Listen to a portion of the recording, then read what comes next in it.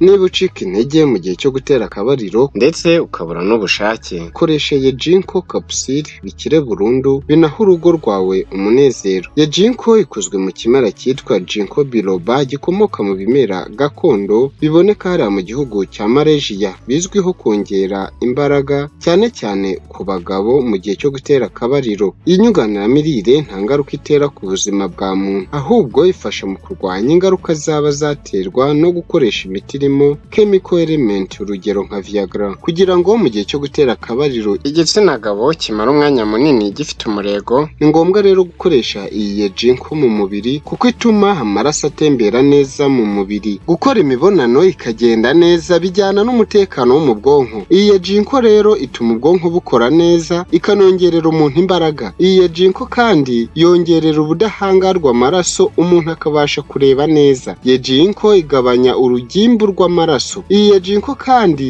irinda ibibazo byose byabangamira amaraso, nuko amaraso agatembera neza mu mubiri wacu. Yejinko kandi irinda imitsi gupfunyarara, bityo amaraso akagenda neza mu mubiri, agatembera akagera hose mu bice byose. Iyi Yejinko irinda kujunjama n'indwara ziherekeza ubusaza. Yejinko ivura guhorana umunaniro ukabije mu buzima, cyane ku bakora akazi kabananiza. Iyi Yejinko ni ngombwa ngo uyifate. Irinda uburemba, ikanongerera abagabo ubushake mu gihe cyo gukora imibonano mpuzabitsina. Yejinko irinda kubyimbagatana, ikabavura gusesa urumeza ku mubiri. Yejinko irwanya cyane kurwara umutwe w'uruhande rumwe, ikanarwanya asima. Yejinko ihangana n'ingaruka zo kwikinisha, ikongera imbaraga za kigabo ndetse ikanabafasha mu gihe cyo kongera amasohoro mu dusabo tw'intangangabo. Ni ukuvuga ko ituma udusabo tw'intangangabo dukora neza, tugakora amasohoro ahagije ku mugabo. Birumvikana wamaze kumenya Yejinko ko ari ngombwa ku bagabo kugira ngo bayifate ibafashe muri icyo kibazo kijyanye no gutera akabariro. Yejinko ni nziza rero, buri wese arayikeneye, by'umwihariko ku gitsina gabo gusa, ni ukuvuga abagabo cyangwa abasore. Mu gihe uyifite ifatwa ite? Ifatwa ku bipimo bingana iki? Ufata ibinini 3 mu gitondo na 3 nimugoroba. Nuko uyifata, duhamagare wowe gusa, asigaye ikugereho maze uyikoreshe. Dukorera hose mu gihugu, twahagusanga yewe no hanze yacyo turagufasha. Duhamagare kuri nimero yacu ya telefone ni 0788 608214.